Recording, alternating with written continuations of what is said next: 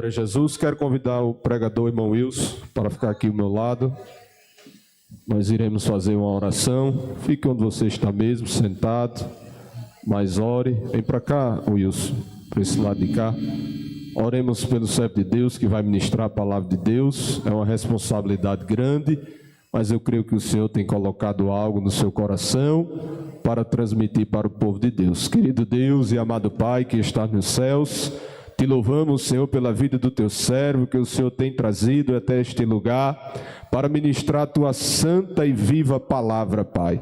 O desejo do nosso coração é ouvirmos, Senhor, o Senhor falar, Senhor, através da tua palavra, que o teu Espírito Santo, Senhor, venha mais uma vez usá-lo, Senhor, poderosamente nas tuas mãos, Pai. Onde houver um coração aberto, onde houver uma alma, Senhor, necessitada de ouvir a tua voz, Pai, que nesta noite a tua palavra venha suprir todas as necessidades. Fica conosco, é o que nós te pedimos e te agradecemos, em nome de Jesus. Amém. Glória a Deus. Saúde a todos com a paz do Senhor. Amém. Quero aqui agradecer a Deus pela oportunidade de ser o ministrante da palavra de Deus nesta noite, né?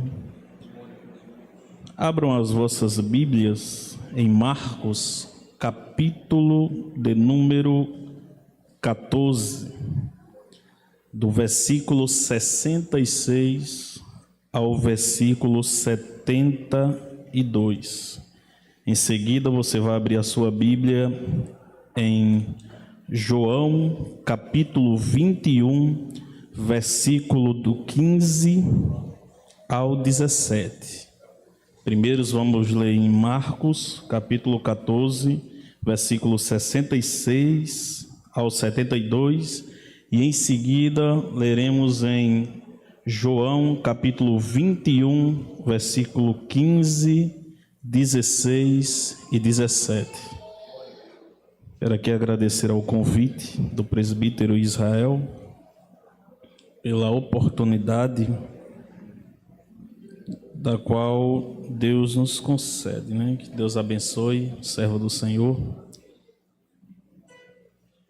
Seu último culto aqui na presidência da mocidade, né? E o último culto de mocidade do ano de 2024. Sinto-me privilegiado. E também nunca me senti tão nervoso em toda a minha vida.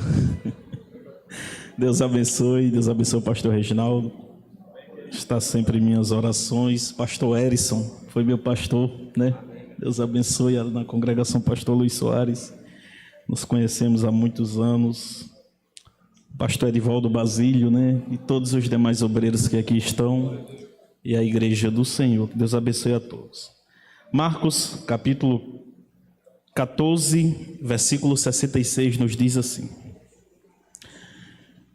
E estando Pedro abaixo no átrio, chegou uma das criadas do sumo sacerdote, e vendo a Pedro que se estava aquentando, olhou para ele e disse: Tu também estava com Jesus, o Nazareno. Mas ele negou, dizendo: Não o conheço, nem sei o que dizes. E saiu fora ao alpendre, e o galo cantou. E a criada, vendo-o outra vez, começou a dizer aos que ali estavam: Este é um dos tais. Mas ele negou outra vez. E pouco depois os que ali estavam disseram outra vez a Pedro: Verdadeiramente tu és um deles, porque és também galileu, e tua fala é semelhante. E ele negou, começou a praguejar e a jurar: Não conheço esse homem de quem falais. E o galo cantou segunda vez. E Pedro lembrou-se da palavra que Jesus tinha dito: Antes que o galo cante duas vezes, 3 vezes me negarás. E retirando-se dali, chorou. Agora João, capítulo 21, versículo 15, que nos diz assim: E depois de terem jantado, disse Jesus a Simão Pedro: Simão, filho de Jonas, amas-me mais do que estes? E ele respondeu: Sim, Senhor, tu sabes que te amo. Disse-lhe: Apacenta as minhas ovelhas. Tornou a dizer-lhe segunda vez: Simão, filho de Jonas, amas-me? Disse-lhe: Sim, Senhor, tu sabes que te amo. Disse-lhe: Apacenta as minhas ovelhas. Disse-lhe a terceira vez: Simão, filho de Jonas, amas-me? Simão entristeceu-se por lhe ter dito terceira vez: Amas-me? Disse-lhe: Senhor, tu sabes tudo, tu sabes que te amo. Jesus disse-lhe: Apacenta as minhas ovelhas. Amém, igreja? Glória a Deus. Meus queridos, estava em casa com muita preocupação e pedindo a direção do Espírito Santo de Deus sobre qual palavra ministrar aqui nesta noite, porque, como foi falado pela palavra do presbítero Israel, é uma responsabilidade muito grande que nós trazemos, porque daqui de cima não deve sair qualquer coisa, não pode sair qualquer coisa. E engana-se aquele que acha que sem estudar, sem pesquisar um pouco, sem buscar um conhecimento da palavra, aquela mensagem vai cair do céu e simplesmente ele vai falar. É necessário pagarmos um preço, é necessário estudarmos, buscarmos o conhecimento, mas acima de tudo orarmos a Deus e jejuarmos. E estava eu com grande preocupação quando Deus direcionava ao meu coração esta mensagem do evangelista Marcos. E quando eu comecei a estudar um pouco acerca desta palavra, gerou uma curiosidade dentro de mim: quem é este evangelista? Quem foi Marcos? Marcos foi aquele que abandonou os seus discípulos na primeira viagem missionária em Atos, capítulo 15, versículo 37 e 38. O evangelho de Marcos foi o primeiro evangelho escrito, porque os evangelhos não estão em ordem correta, como está aqui na Bíblia Sagrada. O primeiro evangelho escrito foi o evangelho segundo escreveu o evangelista Marcos. E, dando em seguida, vieram o de Mateus, e o de Lucas, e o de João. Os três primeiros evangelhos, de Mateus, Lucas e João, são chamados evangelhos sinóticos, porque esses evangelistas escreveram para um público em específico, e 60% do evangelho de Mateus foi extraído de Marcos, e 60% do evangelho de Lucas foi extraído de Marcos. Por exemplo, Mateus escreveu para um público em específico que foi para os judeus. Lucas escreveu para um público em específico que foi os gregos. E João escreveu para todas as pessoas, por isso que não está incluso em os evangelhos sinóticos. E Marcos escreveu para os romanos. E quando eu começo a estudar o evangelho segundo escreveu o evangelista Marcos, eu começo a entender o porquê que Marcos não começa falando do nascimento de Jesus e nem finaliza com a sua ascensão aos céus. Marcos traz a apresentação de um Cristo que é Rei, que é Senhor e que é Senhor, aleluia. Por quê, meus queridos? Porque os romanos tinham uma forma de endeusar os seus imperadores. Por exemplo, o seu primeiro imperador, Augusto, foi o primeiro imperador romano que iniciou o culto imperial. Foi considerado um filho de Deus após sua morte, quando o Senado o declarou divino. Segundo Tibério, sucessor de Augusto, imperador durante a crucificação de Cristo, embora o culto a Tibério fosse menos intenso, ele foi venerado como parte do culto imperial. Terceiro, Calígula declarou-se divino ainda em vida, exigindo ser adorado como Deus. E quarto, Nero Nero foi associado à perseguição dos cristãos. Nunca houve um imperador tão perseguidor de cristãos como Nero, sendo visto como uma figura demoníaca nos escritos cristãos. Terceiro, Domiciano. Domiciano exigiu ser chamado o Senhor Deus, Dominus et Deus, ou Senhor e Deus. Então os romanos tinham uma ideia de cultuar os seus generais, os seus dominadores, e ali eles adoravam como uma divindade, tanto em vida e após a sua morte.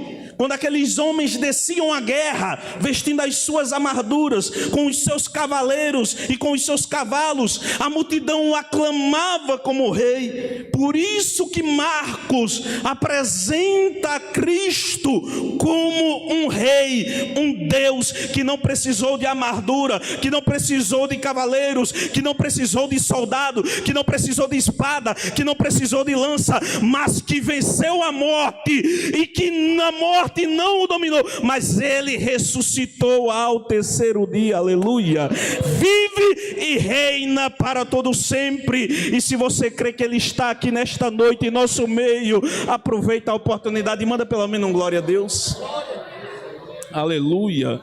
Então, meus queridos, Marcos, como todos os evangelistas, dá-se início a partir do ministério de Jesus Cristo, com 33 anos de idade, e ele começa ali falando já acerca do batismo e da chamada dos seus discípulos. Dentre eles estava um discípulo que trouxe, podemos até dizer que muitas dores de cabeça a Jesus Cristo. Quando Jesus ouviu ele ali lançando as redes, mas o seu irmão disse: olha, Simão, vinde após mim, e eu lhes farei pescadores de homens. Então a Bíblia nos diz que Pedro passou a seguir a Jesus Cristo, juntamente com 12 discípulos. E ali eles começaram a aprender aos pés de Cristo. Jesus ensinou por parábolas, Jesus ensinou a eles. Em alguns momentos em que eles tiveram dificuldades para terem compreensão acerca dos ensinamentos de Jesus, Jesus os chamou em particular e explicou com detalhes algumas parábolas que ele havia contado ali para os seus discípulos. Então, meus queridos, quando nós estudamos e analisamos um pouco a biografia da vida de Pedro, você começa a ver algumas personalidades temperamentais de Pedro. Em alguns momentos um pouco calmo, passivo, mas em outros um pouco explosivo e agindo de forma descontrolada e irracional, sem primeiro pensar nas consequências. E há um perigo muito grande, meus queridos, quando a gente age sem ter um controle próprio nosso. É um perigo muito grande, irmãos, quando a gente age segundo as nossas próprias intenções e decisões, porque não nos examinamos e nem analisamos e nem nos corrigimos antes de tomarmos devidas atitudes. E assim foi com Pedro. Por exemplo, meus queridos, nós vamos encontrar em Mateus capítulo 14, versículo do 28 ao 31, uma passagem muito conhecida nossa, quando Jesus disse aos seus discípulos que entrassem no barco e passassem para o outro lado. A Bíblia nos diz que ali começou a vir um vento contrário e as ondas batiam sobre o barco, quase levando o barco a pique ou a afundar. E ali eles se desesperaram, mas quando olharam à distância, viu um homem que se aproximava, e eles acharam que aquele homem era um fantasma, porque, meus queridos, certamente pelo fato de eles serem pescadores, eles ouviam histórias como nós ouvimos aqui. Logo quando eu cheguei para cá, eu ouvi falar que existia 2 crianças que tinham morrido ali no Bonfim, que tinham se transformado em cobra. Até hoje existe a história do monstro do Lago Ness, que fizeram até filmes. Então, meus queridos, também era nesta época, com certeza existia algumas crendices e histórias populares da época. Por isso, quando eles veem aquele homem caminhando em cima das águas, no meio das tempestades, eles acharam que era um fantasma e ficaram com muito medo. E se você quiser abrir a Bíblia aí juntamente comigo, me acompanhe por gentileza. Porque existem algumas coisas a analisarmos aqui com riquezas de detalhes no capítulo 25, no versículo 25 do capítulo 14 nos diz: mas à quarta vigília da noite, dirigiu-se Jesus para eles, andando por cima do mar. E os discípulos, vendo andando sobre o mar, assustaram-se, dizendo: é um fantasma, e gritaram com medo. Jesus, porém, falou, dizendo: tende bom ânimo, sou eu, não temais. Então Pedro, tomando a palavra, disse: Senhor, se és tu, manda-me ter contigo por cima das águas. Sabe quando foi a última vez que Jesus ouviu esta palavra, se és tu ou se tu és? Foi lá no deserto, na tentação, quando Jesus estava jejuando 40 dias e 40 noites, quando Satanás aproximou-se dele, pegou a pedra e disse: se tu és o Filho de Deus, transforma estas pedras em pães. Mas observe com riqueza de detalhes aqui que quando Satanás pergunta para Jesus e diz: se tu és o Filho de Deus, Jesus o vence com a palavra, porque Jesus não precisa provar nada para Satanás, porque ele é, aleluias. Mas quando Pedro diz: se és tu, Senhor, manda ir ter contigo, aí Jesus diz: Pedro, vem. Porque para o diabo, meus irmãos, Jesus não precisa provar nada, mas para nós que somos seres humanos de carne, dotados de falhas e de pecados, Jesus, ele tem provado que é Senhor na minha e na sua vida. Então ele diz: Pedro, vem. Qual é a tua dúvida? Se sou eu mesmo, Pedro, então vem. Estás duvidando de mim, Pedro, depois de tu já teres visto tudo que tenho feito e falado? Então vem, caminha sobre as águas. Aleluias.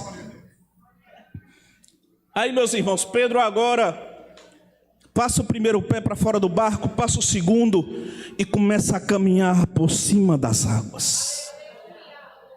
Enquanto ele está caminhando por cima das águas, diácono Haroldo, tudo vai bem, tudo está ótimo, mas de repente, versículo 30, sentindo um forte vento. Estava tudo bem enquanto ele estava caminhando por cima das águas, mas de repente veio um forte vento. E ele teve o que, igreja? Ele teve medo e começou a ir para o fundo e clamou. Meus queridos, enquanto estamos por cima das águas, tudo está bem demais. É só glória, é só aleluia, é só mistério, é só fogo, é oração na madrugada, é jejum, aleluia, é obediência.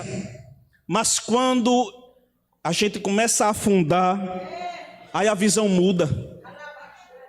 Aí o crente aprende a clamar a Deus. Quando ele vê que não tem mais nenhuma saída, quando ele vê que recursos humanos já não é mais a solução dos seus problemas, aí ele aprende a clamar. E disse Pedro: Senhor, salva-me. Oh, glória a Deus. A quem tu tens clamado mediante a esta situação? A quem tu tens procurado mediante a esta situação? O Senhor está dizendo para você nesta noite: apenas confie, caminhe por sobre as águas, porque eu estou contigo.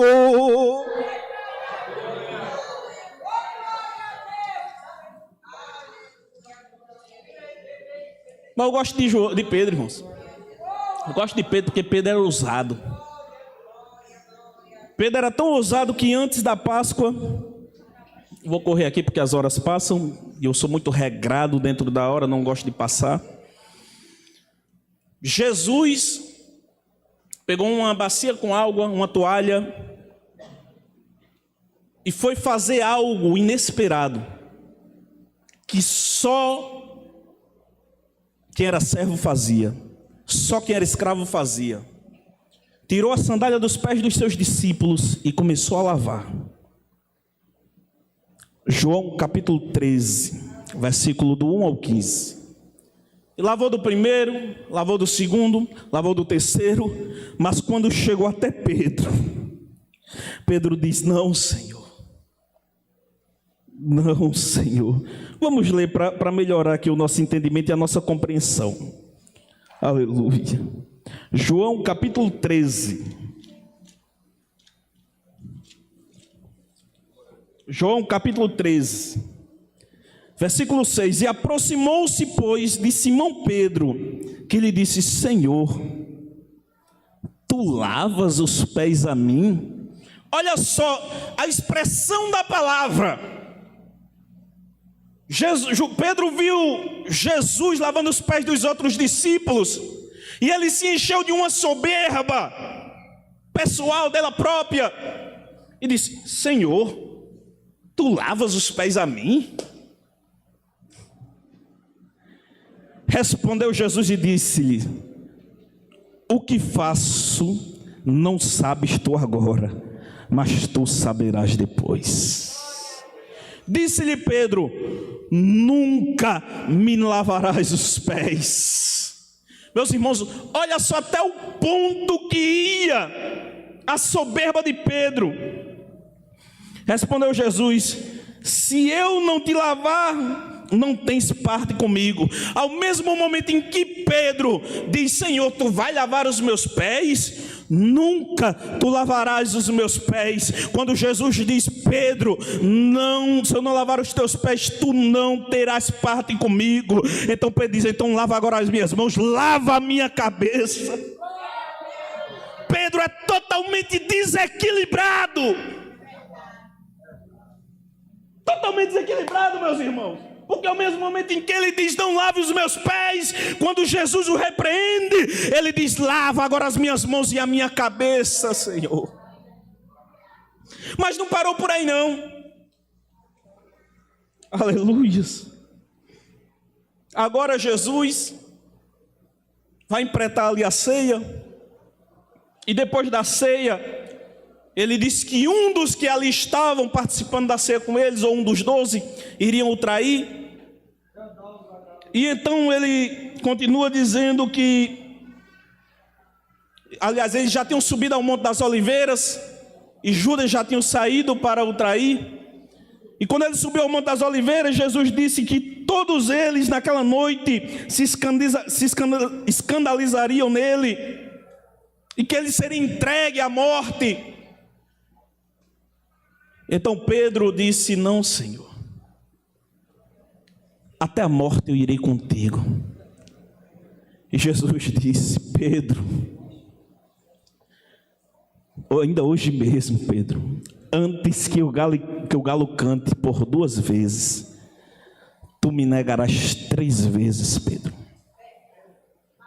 Só que, meus irmãos, existem momentos na nossa vida que, quando a gente está motivado pela alegria, pelo prazer, pela euforia, algumas palavras não entram na nossa mente nem ao nosso coração. Assim foi com Pedro.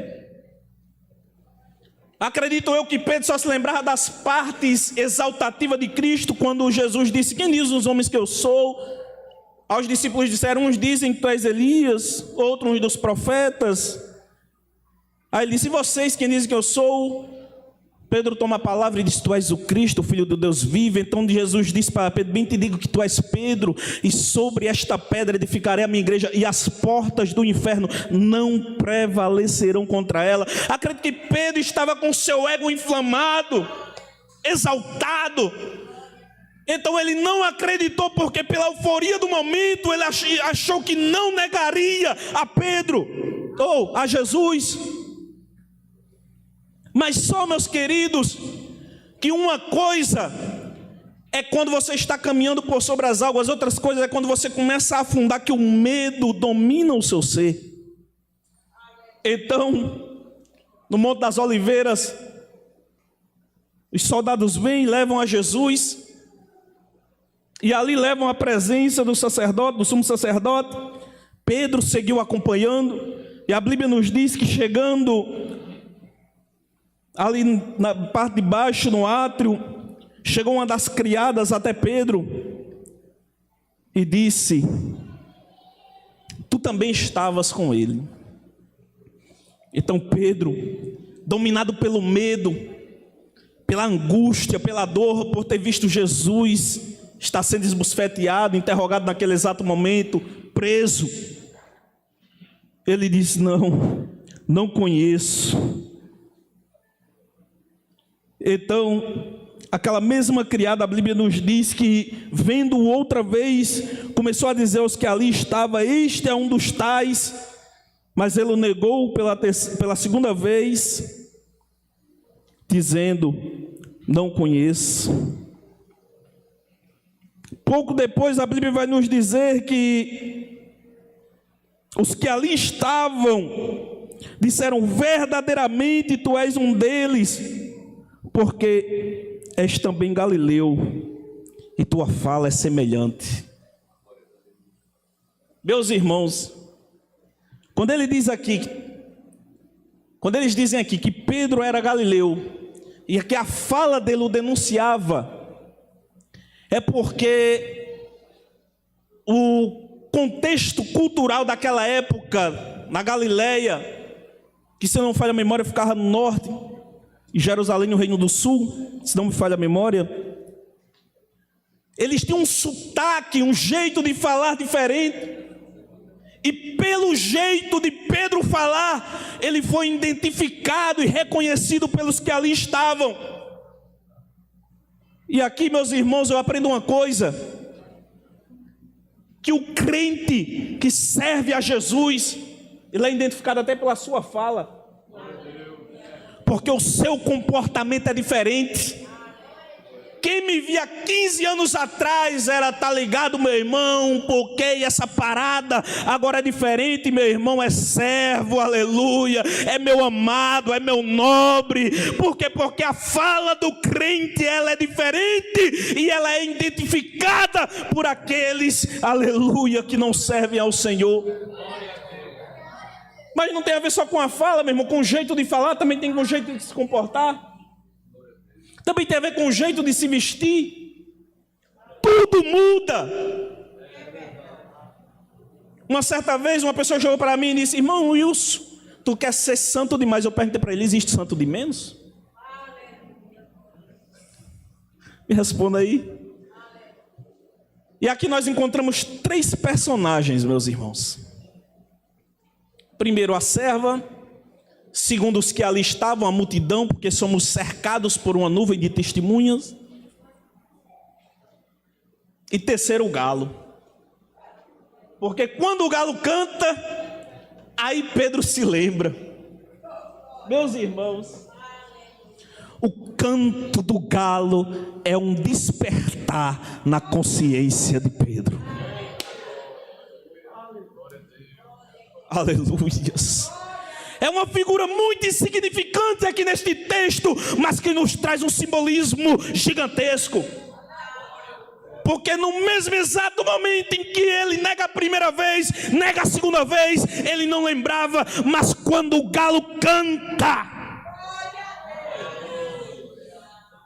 aleluias, tem muito galo cantando ultimamente, meus irmãos, mas só entende e reconhece a voz do seu Senhor, que é servo, que é servo, que é servo, que é servo. Sabe por quê, meus irmãos? Porque há uma diferença muito grande de negar e de trair.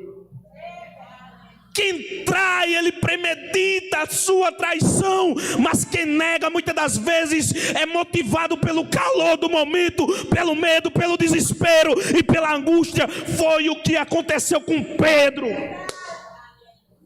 No meio do desespero, da dor e da angústia, com medo de ser açoitado e de morrer juntamente com Cristo, ele nega, dizendo: eu não conheço. E assim como o galo foi um despertar na sua vida, quando Jesus ressuscita, meus queridos e amados obreiros, igreja do Senhor, Jesus chega para Pedro e também traz um despertar na sua mente: Pedro, tu me amas. Pedro, tu me amas. Pedro, tu me amas. Aí Pedro se lembrou: 3 vezes eu te neguei. Aleluias.